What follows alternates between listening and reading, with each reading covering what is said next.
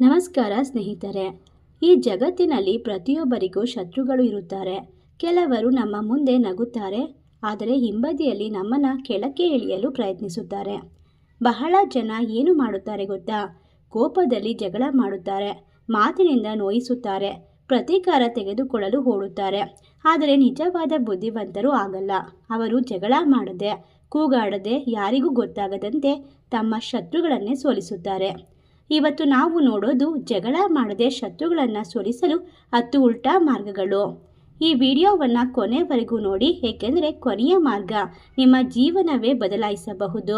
ನೀವಿನ್ನು ನಮ್ಮ ಚಾನಲ್ಗೆ ಸಬ್ಸ್ಕ್ರೈಬ್ ಆಗಿಲ್ಲ ಅಂದರೆ ಈಗಲೇ ಸಬ್ಸ್ಕ್ರೈಬ್ ಮಾಡಿ, ಪಕ್ಕದಲ್ಲಿ ಇರುವಂಥ ಬೆಲ್ ಐಕನ್ನ ಪ್ರೆಸ್ ಮಾಡಿ. ಮೊದಲ ಗುಟ್ಟು, ಮೌನದಿಂದ ಉತ್ತರ ಕೊಡಿ. ನಿಮ್ಮ ಶತ್ರು ನಿಮಗೆ ಕೋಪ ಭರಿಸಲು ಪ್ರಯತ್ನಿಸುತ್ತಾನೆ. ಅವನು ಬಯಸೋದೇನು ಗೊತ್ತಾ? ನೀವು ಕೋಪದಲ್ಲಿ ತಪ್ಪು ಮಾಡಬೇಕು, ನಿಮ್ಮ ಗೌರವ ಕಳೆದುಕೊಳ್ಳಬೇಕು, ಜನರ ಮುಂದೆ ಕೆಟ್ಟವರಾಗಬೇಕು. ಆದರೆ ನೀವು ಮೌನವಾಗಿದ್ದರೆ ಅವನ ಪ್ಲ್ಯಾನ್ ಸಂಪೂರ್ಣ ಫೇಲ್ ಆಗುತ್ತದೆ. ಒಮ್ಮೆ ಯೋಚಿಸಿ, ಯಾರಾದರೂ ನಿಮ್ಮ ಮೇಲೆ ಕೂಗಾಡುತ್ತಿದ್ದರೆ ನೀವು ಕೂಡ ಕೂಗಾಡಿದರೆ ಇಬ್ಬರೂ ಒಂದೇ ಥರ ಕಾಣುತ್ತೀರಿ. ಆದರೆ ನೀವು ಶಾಂತವಾಗಿದ್ದರೆ ಜನರಿಗೆ ಯಾರು ಸರಿ ಎಂದು ಅರ್ಥವಾಗುತ್ತದೆ. ಮೌನ ಅಂದರೆ ದುರ್ಬಲತೆ ಅಲ್ಲ, ಕೆಲವೊಮ್ಮೆ ಮೌನವೇ ದೊಡ್ಡ ಆಯುಧ. ಏಕೆಂದರೆ ಶತ್ರು ನಿಮ್ಮ ಪ್ರತಿಕ್ರಿಯೆಗೆ ಕಾಯುತ್ತಿರುತ್ತಾನೆ. ಆ ಪ್ರತಿಕ್ರಿಯೆ ಸಿಗದಾಗ ಅವನು ಒಳಗೆ ಸುಡುತ್ತಾನೆ. ಹಾವು ಯಾವಾಗಲೂ ಸದ್ದು ಮಾಡೋದಿಲ್ಲ, ಆದರೆ ಅದರ ಮೌನವೇ ಜನರಿಗೆ ಭಯ ಹುಟ್ಟಿಸುತ್ತದೆ. ಹಾಗೆಯೇ ಜೀವನದಲ್ಲೂ ಕೆಲವು ಸಂದರ್ಭಗಳಲ್ಲಿ ಮಾತಿಗಿಂತ ಮೌನವೇ ಹೆಚ್ಚು ಶಕ್ತಿ ಕೊಡುತ್ತದೆ. ಮುಂದಿನ ಸಲ ಯಾರಾದರೂ ನಿಮ್ಮನ್ನು ಕೆಣಕಿದರೆ ತಕ್ಷಣ ಉತ್ತರ ಕೊಡಬೇಡಿ. ಒಂದು ಸ್ಮೈಲ್ ಮಾಡಿ ಅಲ್ಲಿಂದ ಹೊರಟು ಬಿಡಿ. ನಿಮ್ಮ ಶಾಂತಿಯೇ ಅವರ ಸೋಲು ಆಗುತ್ತದೆ. ಎರಡನೇದಾಗಿ, ನಿಮ್ಮ ಯಶಸ್ಸಿನಿಂದ ಪ್ರತೀಕಾರ ತೆಗೆದುಕೊಳ್ಳಿ. ಶತ್ರುಗಳಿಗೆ ನೀವು ಅಳುವುದನ್ನು ನೋಡಬೇಕು. ನೀವು ಫೇಲ್ ಆಗಬೇಕು, ಜೀವನದಲ್ಲಿ ಹಿಂದೆ ಬೀಳಬೇಕು ಅನ್ನೋದೇ ಅವರ ಆಸೆ. ಆದರೆ ನೀವು ದಿನೇ ಬೆಳೆಯುತ್ತಾ ಹೋದರೆ ಅದಕ್ಕಿಂತ ದೊಡ್ಡ ಹೊಡೆತ ಅವರಿಗೆ ಬೇರೆ ಇಲ್ಲ. ಒಬ್ಬ ವ್ಯಕ್ತಿ ನಿಮ್ಮ ಬಗ್ಗೆ ಕೆಟ್ಟ ಮಾತು ಆಡಿದರೆ ನೀವು ಏನು ಮಾಡಬೇಕು ಗೊತ್ತಾ? ಅವನ ಜೊತೆ ಜಗಳವಲ್ಲ, ನಿಮ್ಮ ಗುರಿಯ ಕಡೆಗೆ ಇನ್ನಷ್ಟು ಕೆಲಸ ಮಾಡಬೇಕು. ಜಿಮ್ ಹೋಗಿ ಹಣ ಸಂಪಾದಿಸಿ, ನಿಮ್ಮ ಕೌಶಲ್ಯ ಹೆಚ್ಚಿಸಿಕೊಳ್ಳಿ. ಒಂದು ದಿನ ನೀವು ಎತ್ತರಕ್ಕೆ ಹೋದಾಗ ನಿಮ್ಮನ್ನು ಕೆಳಕ್ಕಿಳಿಯಲು ಪ್ರಯತ್ನಿಸಿದಂಥವರೇ ನಿಮ್ಮ ಯಶಸ್ಸನ್ನು ನೋಡಿ ಬೆರಗಾಗುತ್ತಾರೆ. ಸಿಂಹ ಕಾಡಿನಲ್ಲಿ ಪ್ರತಿಯೊಂದು ನಾಯಿಯ ಜೊತೆ ಜಗಳ ಮಾಡೋದಿಲ್ಲ, ಅದು ತನ್ನ ದಾರಿಯಲ್ಲಿ ನಡೆಯುತ್ತದೆ. ಏಕೆಂದರೆ ತನ್ನ ಶಕ್ತಿಯ ಮೇಲೆ ಅದಕ್ಕೆ ನಂಬಿಕೆ ಇರುತ್ತದೆ. ಜೀವನದಲ್ಲಿ ಹಾಗೆಯೇ ಪ್ರತಿಯೊಬ್ಬರಿಗೂ ಉತ್ತರ ಕೊಡುತ್ತಾ ಹೋದರೆ ನಿಮ್ಮ ಸಮಯವೇ ನಷ್ಟವಾಗುತ್ತದೆ. ಆ ಸಮಯವನ್ನು ನಿಮ್ಮ ಬೆಳವಣಿಗೆಗೆ ಬಳಸಿದರೆ ಅದೇ ನಿಜವಾದ ಪ್ರತೀಕಾರ. ಗಮನದಲ್ಲಿರಲಿ, ನಿಮ್ಮ ಯಶಸ್ಸು ನಿಮ್ಮ ಶತ್ರುಗಳ ಹೃದಯಕ್ಕೆ ತಗಲುವ ದೊಡ್ಡ ಉತ್ತರ. ನಿಮ್ಮ ದುರ್ಬಲತೆಯನ್ನು ಯಾರಿಗೂ ತೋರಿಸಬೇಡಿ. ಈ ಜಗತ್ತಿನಲ್ಲಿ ಕೆಲವರು ನಿಮ್ಮ ನೋವನ್ನು ಸಹಾಯ ಮಾಡಲು ಕೇಳೋದಿಲ್ಲ, ಅದನ್ನೇ ನಿಮ್ಮ ವಿರುದ್ಧ ಬಳಸಿಕೊಳ್ಳಲು ಕೇಳುತ್ತಾರೆ. ನೀವು ಯಾವ ವಿಷಯಕ್ಕೆ ಬೇಗ ಕೋಪಗೊಳ್ಳುತ್ತೀರಿ, ಯಾವ ವಿಷಯಕ್ಕೆ ದುಃಖ ಪಡುತ್ತೀರಿ, ಯಾವ ಭಯ ನಿಮಗೆ ಇದೆ, ಇವೆಲ್ಲ ಶತ್ರುಗಳಿಗೆ ಗೊತ್ತಾದರೆ ಅವರು ಅದನ್ನೇ ಆಯುಧ ಮಾಡುತ್ತಾರೆ. ಆದ್ದರಿಂದ ಎಲ್ಲರ ಮುಂದೆ ನಿಮ್ಮ ಜೀವನದ ಎಲ್ಲ ಸಮಸ್ಯೆಗಳನ್ನು ಹೇಳಿಕೊಳ್ಳಬೇಡಿ. ಪ್ರತಿ ವ್ಯಕ್ತಿಯು ನಿಮ್ಮ ಸ್ನೇಹಿತನಾಗಿರೋದಿಲ್ಲ. ಬಲವಾದ ಮರ ಗಾಳಿಗೆ ತಗ್ಗಬಹುದು, ಆದರೆ ಮುರಿಯುವುದಿಲ್ಲ, ಏಕೆಂದರೆ ಅದರ ಬೇರು ಗಟ್ಟಿಯಾಗಿರುತ್ತದೆ. ನಿಮ್ಮ ಮನಸ್ಸು ಕೂಡ ಹಾಗೆಯೇ ಗಟ್ಟಿಯಾಗಬೇಕು. ಒಳಗೆ ನೋವಿದ್ದರೂ ಹೊರಗೆ ಆತ್ಮವಿಶ್ವಾಸ ಇರಬೇಕು. ಕೆಲವರು ನಿಮ್ಮ ಕಣ್ಣೀರನ್ನು ನೋಡಿ ಖುಷಿ ಪಡುತ್ತಾರೆ, ಆದರೆ ನೀವು ನಗುತ್ತಾ ಮುಂದೆ ನಡೆದರೆ ಅವರಿಗೆ ಅದೇ ದೊಡ್ಡ ಸೋಲು. ಜೀವನದಲ್ಲಿ ಎಲ್ಲರ ಜೊತೆ ಹಂಚಿಕೊಳ್ಳೋದು ಬುದ್ಧಿವಂತಿಕೆ ಅಲ್ಲ. ಕೆಲವು ನೋವುಗಳನ್ನು ದೇವರ ಜೊತೆ ಮಾತ್ರ ಮಾತನಾಡಬೇಕು. ನಾಲ್ಕನೇದಾಗಿ, ಶತ್ರುಗಳನ್ನು ನಿರ್ಲಕ್ಷಿಸಿ. ಕೆಲವರು ನಿಮ್ಮ ಗಮನಕ್ಕಾಗಿ ಬದುಕುತ್ತಾರೆ. ಅವರು ನಿಮಗೆ ಕಿರಿಕಿರಿ ಕೊಡುತ್ತಾರೆ, ಕೆಟ್ಟ ಮಾತು ಆಡುತ್ತಾರೆ, ಏಕೆಂದರೆ ನೀವು ರಿಯಾಕ್ಟ್ ಮಾಡಿದರೆ ಅವರಿಗೆ ಖುಷಿ. ಆದರೆ ನೀವು ಸಂಪೂರ್ಣ ನಿರ್ಲಕ್ಷಿಸಿದರೆ ಅವರು ನಿಧಾನವಾಗಿ ದುರ್ಬಲರಾಗುತ್ತಾರೆ. ಬೆಂಕಿಗೆ ಮರ ಹಾಕಿದರೆ ಅದು ಮಾತ್ರ ಹುರಿಯುತ್ತದೆ, ಮರ ಹಾಕದೆ ಬಿಟ್ಟರೆ ಅದು ಸ್ವಂತ ಹಾರಿ ಹೋಗುತ್ತದೆ. ಹಾಗೆ ಕೆಲವು ಜನರ ಜೊತೆ ಜಗಳ ಮಾಡದೆ ಬಿಡುವುದೇ ಉತ್ತಮ. ಏಕೆಂದರೆ ನಿಮ್ಮ ಸಮಯ ಮತ್ತು ಮನಃಶಾಂತಿ ತುಂಬ ಅಮೂಲ್ಯ. ನಿಮ್ಮ ಜೀವನ ದೊಡ್ಡದು. ಪ್ರತಿ ಸಣ್ಣ ವಿಷಯಕ್ಕೂ ತಲೆ ಕೆಡಿಸಿಕೊಂಡರೆ ಮುಂದೆ ಹೋಗಲು ಆಗುವುದಿಲ್ಲ. ಒಮ್ಮೆ ಯೋಚಿಸಿ, ರಸ್ತೆಯಲ್ಲಿ ನಾಯಿಗಳು ಬೊಗಳಿದಾಗ ಪ್ರತಿಯೊಂದು ನಾಯಿಯ ಜೊತೆ ನಿಂತು ಜಗಳ ಮಾಡಿದರೆ ನೀವು ಗುರಿಗೆ ತಲುಪುತ್ತೀರಾ? ಹಾಗಾಗಿ ಕೆಲವರನ್ನು ನಿರ್ಲಕ್ಷಿಸುವುದೇ ಅವರಿಗಿರುವ ದೊಡ್ಡ ಶಿಕ್ಷೆ.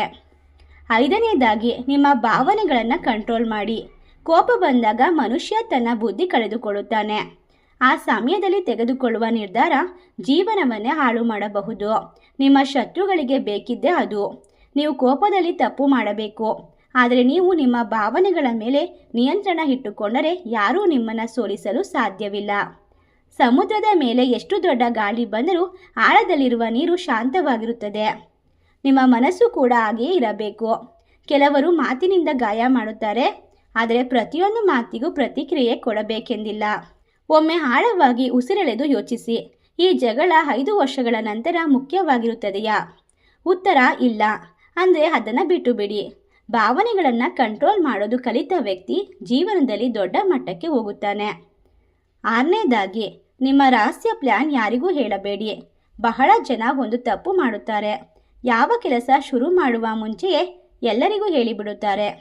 ಆಮೇಲೆ ಕೆಲವರು ಅವರ ಕನಸನ್ನೇ ಹಾಳು ಮಾಡಲು ಪ್ರಯತ್ನಿಸುತ್ತಾರೆ.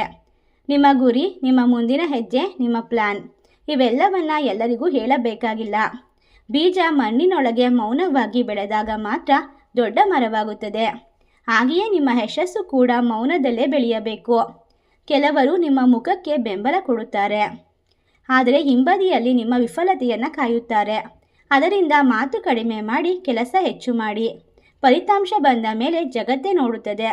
ನಿಮ್ಮ ಯಶಸ್ಸು ಶಬ್ದ ಮಾಡುತ್ತದೆ, ನಿಮಗೆ ಬೇರೆ ಯಾರಿಗೂ ಹೇಳಬೇಕಾಗಿರುವುದಿಲ್ಲ. 7ನೇದಾಗಿ, ಒಳ್ಳೆಯತನದಿಂದ ಗೆಲ್ಲಿ. ಕೆಲವರು ಕೆಟ್ಟತನದಿಂದ ಬದುಕುತ್ತಾರೆ. ಅವರಿಗೆ ನೀವು ಕೂಡ ಕೆಟ್ಟವರಾಗಬೇಕು ಅನಿಸುತ್ತದೆ. ಆದರೆ ನೀವು ಒಳ್ಳೆಯತನ ಬಿಡದೇ ಇದ್ದರೆ ಅವರಿಗೆ ಒಳಗೆ ಸೋಲಿನ ಭಾವನೆ ಬರುತ್ತದೆ. ಒಬ್ಬ ವ್ಯಕ್ತಿ ನಿಮ್ಮ ಬಗ್ಗೆ ಕೆಟ್ಟ ಮಾತು ಆಡಿದರೂ ನೀವು ಗೌರವದಿಂದ ವರ್ತಿಸಿದರೆ ಜನರು ಯಾರ ಸ್ವಭಾವ ಒಳ್ಳೆಯದು ಎಂದು ಅರ್ಥ ಮಾಡಿಕೊಳ್ಳುತ್ತಾರೆ. ಸೂರ್ಯನ ಬೆಳಕು ಬಂದಾಗ ಕತ್ತಲೆ ಓಡಿ ಹೋಗುತ್ತದೆ. ಹಾಗೆಯೇ ಒಳ್ಳೆಯತನ ಇದ್ದಲ್ಲಿ ಕೆಟ್ಟತನ ಹೆಚ್ಚು ದಿನ ಉಳಿಯುವುದಿಲ್ಲ. ಅದು ಸುಲಭವಲ್ಲ, ಆದರೆ ಇದು ಬಹಳ ಶಕ್ತಿಶಾಲಿ ಮಾರ್ಗ.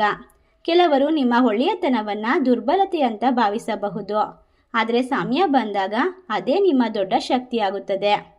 8ನೇದಾಗಿ, ನಿಮ್ಮ ಸಮಯದ ಬೆಲೆ ತಿಳಿಯಿರಿ. ಶತ್ರುಗಳ ಜೊತೆ ಜಗಳ ಮಾಡುತ್ತಾ ಹೋದರೆ ನಿಮ್ಮ ಅಮೂಲ್ಯ ಸಮಯವೇ ನಷ್ಟವಾಗುತ್ತದೆ. ಆ ಸಮಯದಲ್ಲಿ ನೀವು ಹೊಸದನ್ನು ಕಲಿಯಬಹುದು, ಹಣ ಸಂಪಾದಿಸಬಹುದು, ನಿಮ್ಮ ಕುಟುಂಬದ ಜೊತೆ ಸಂತೋಷವಾಗಿರಬಹುದು. ಗಡಿಯಾರ ನಿಲ್ಲುವುದಿಲ್ಲ, ಜೀವನವು ಯಾರಿಗಾಗಿ ಕಾಯುವುದಿಲ್ಲ. ಒಬ್ಬ ಬುದ್ಧಿವಂತ ವ್ಯಕ್ತಿ ತನ್ನ ಶಕ್ತಿಯನ್ನು ಮುಖ್ಯವಾದ ವಿಷಯಗಳಿಗೆ ಮಾತ್ರ ಬಳಸುತ್ತಾನೆ. ಕೆಲವರು ದಿನವಿಡೀ ಯಾರು ಏನು ಹೇಳಿದರು ಅಂತ ಯೋಚಿಸುತ್ತಾರೆ. ಅದರಿಂದ ಜೀವನ ಮುಂದೆ ಸಾಗುವುದಿಲ್ಲ. ನಿಮ್ಮ ಗುರಿ ದೊಡ್ಡದಾದಾಗ ಸಣ್ಣ ಜನರ ಮಾತು ಸಣ್ಣದಾಗಿ ಬಿಡುತ್ತದೆ. ಗಮನವಿರಲಿ, ಸಮಯ ಕಳೆದುಕೊಂಡವನು ಎಲ್ಲವನ್ನ ಕಳೆದುಕೊಳ್ಳಬಹುದು. 9ನೇದಾಗಿ, ನಿಮ್ಮ ವಲಯ ಬದಲಾಯಿಸಿ. ಕೆಲವೊಮ್ಮೆ ಶತ್ರುಗಳು ಹೊರಗಿನವರಲ್ಲ, ನಮ್ಮ ಸುತ್ತಲಿನವರೇ ಆಗಿರುತ್ತಾರೆ. ನಿಮ್ಮ ಯಶಸ್ಸು ನೋಡಿ ಕಿಚಾಯಿಸುವವರು, ನಿಮ್ಮ ಕನಸುಗಳನ್ನು ಹಾಸ್ಯ ಮಾಡುವವರು, ನಿಮ್ಮ ಮುಂದೆ ಸ್ನೇಹ ತೋರಿಸಿ ಹಿಂಬದಿಯಲ್ಲಿ ದ್ರೋಹ ಮಾಡುವವರು, ಇವರಿಂದ ದೂರ ಇರುವುದು ತುಂಬ ಮುಖ್ಯ. ಕೆಟ್ಟ ಸಂಗಡಿಗರು ಜೀವನ ಹಾಳು ಮಾಡುತ್ತಾರೆ. ಒಳ್ಳೆಯ ಜನ ನಿಮ್ಮ ಜೀವನವನ್ನು ಎತ್ತುತ್ತಾರೆ. ಹೂವಿನ ಹತ್ತಿರ ಇದ್ದರೆ ಸುಗಂಧ ಬರುತ್ತದೆ, ಕಸದ ಹತ್ತಿರ ಇದ್ದರೆ ದುರ್ವಾಸನೆ ಬರುತ್ತದೆ. ನೀವು ಯಾರ ಜೊತೆ ಸಮಯ ಕಳೆಯುತ್ತಿದ್ದೀರೋ ನಿಧಾನವಾಗಿ ಅವರಂತೆಯೇ ಆಗುತ್ತೀರಿ. ಅದರಿಂದ ನಿಮ್ಮ ಜೀವನಕ್ಕೆ ಶಾಂತಿ ಕೊಡುವ ಜನ ಜೊತೆ ಇರಿರಿ. ನಿಮ್ಮ ಮನಸ್ಸನ್ನು ಕಲುಷಿತ ಮಾಡುವವರಿಂದ ದೂರವಿರಿ. 10ನೇದಾಗಿ, ದೇವರ ಮೇಲೆ ನಂಬಿಕೆ ಇಡಿ. ಎಲ್ಲದಕ್ಕಿಂತ ದೊಡ್ಡ ಶಕ್ತಿ ದೇವರು. ಕೆಲವರು ನಿಮಗೆ ಅನ್ಯಾಯ ಮಾಡಬಹುದು, ಮೋಸ ಮಾಡಬಹುದು, ನೋವು ಕೊಡಬಹುದು, ಆದರೆ ಪ್ರತಿಯೊಂದಕ್ಕೂ ಒಂದು ಸಮಯ ಇರುತ್ತದೆ. ನೀವು ಒಳ್ಳೆಯವರಾಗಿದ್ದರೆ, ನಿಮ್ಮ ಹೃದಯ ಸ್ವಚ್ಛವಾಗಿದ್ದರೆ ಒಂದು ದಿನ ನ್ಯಾಯ ನಿಮಗೆ ಸಿಗುತ್ತದೆ. ಪ್ರತೀಕಾರ ತೆಗೆದುಕೊಳ್ಳಲು ಓಡಾಡಿದರೆ ಮನಃಶಾಂತಿ ಕಳೆದುಕೊಳ್ಳುತ್ತೀರಾ.